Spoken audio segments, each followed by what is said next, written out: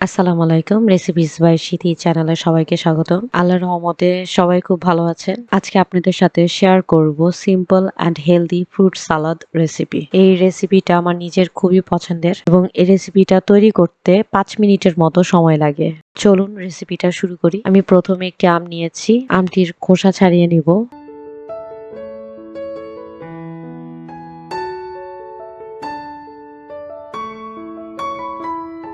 তারপর আমটি কিউব করে কেটে নিব।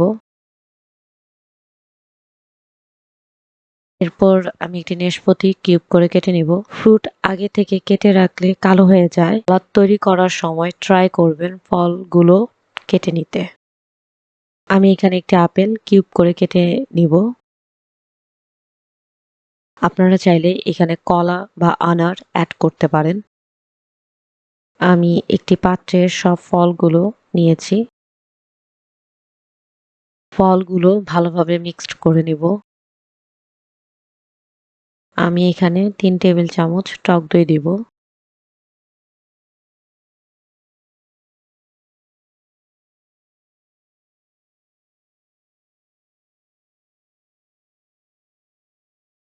এখানে ১ টেবিল চামচ চিনি দিব।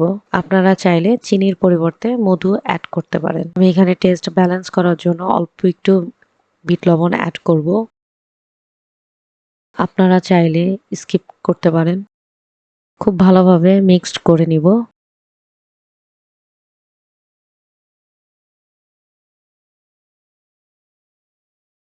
এখানে আমি কয়েক টুকরা চেরি ফল দিব। খুবই অল্প সময়ে তৈরি হয়ে গেল মজাদার ফ্রুট সালাদ। এখন আমি একটি পাত্রে ফ্রুট সালাদগুলো সার্ভ করে নিব। আপনারা বাসায় অবশ্যই ট্রাই করবেন এবং আমাকে কমেন্টস করে জানাবেন। আর আমার রেসিপিটি ভালো লাগলে অবশ্যই লাইক, শেয়ার অ্যান্ড কমেন্টস করবেন এবং আমার চ্যানেলটি সাবস্ক্রাইব করবেন। আল্লাহ হাফেজ।